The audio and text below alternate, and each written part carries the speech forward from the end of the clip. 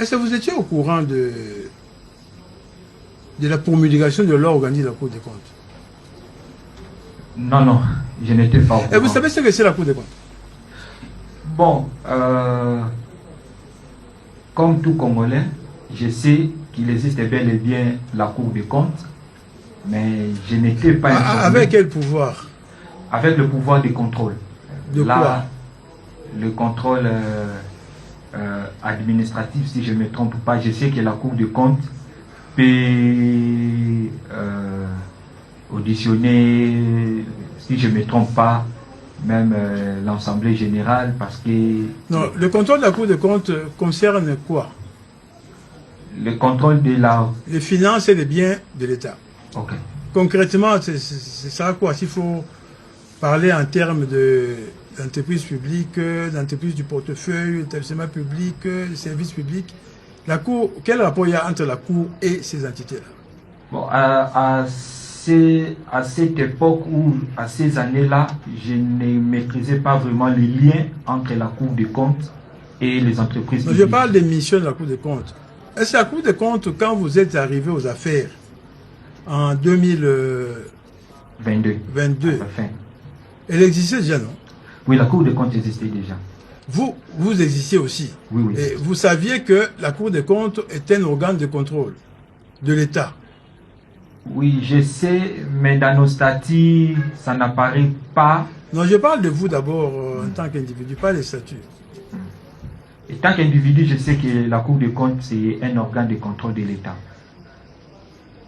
De l'État à tous les niveaux. À tous les niveaux. Ça, vous savez.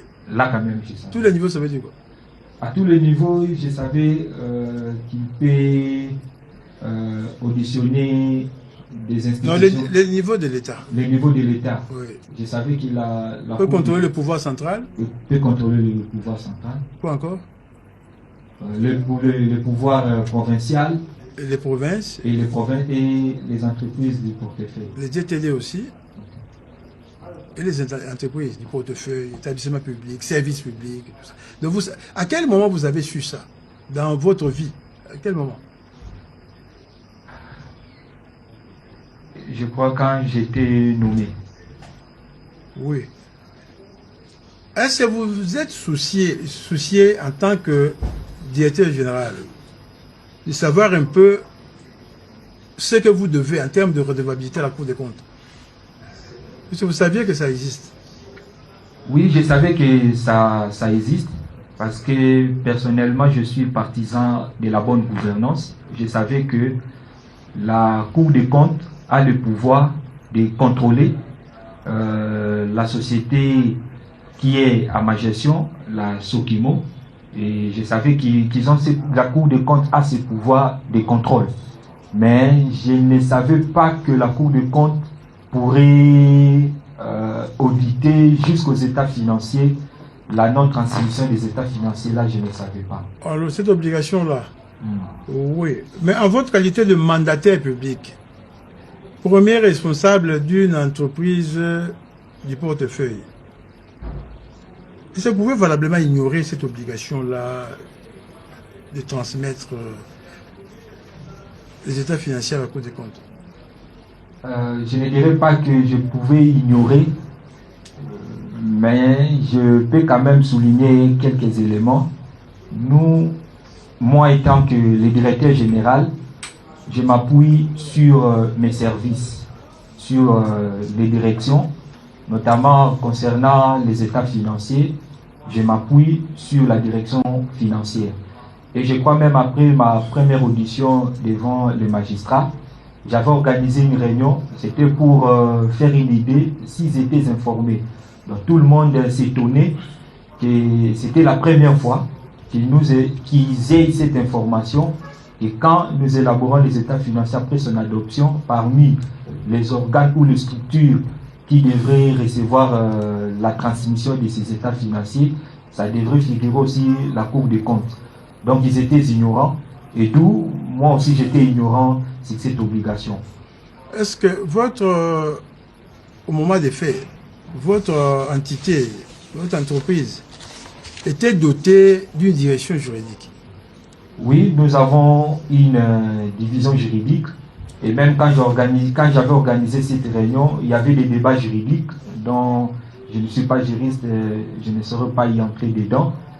Et selon les juristes, ils évoquaient que non, la société, depuis la réforme de 2012, nous sommes une société commerciale, nous sommes régis par les droits WADA. Donc, votre avocat va y revenir. Oui, oui, c'était ça les débats juridiques. C'est revenu à votre mémoire écrit, non?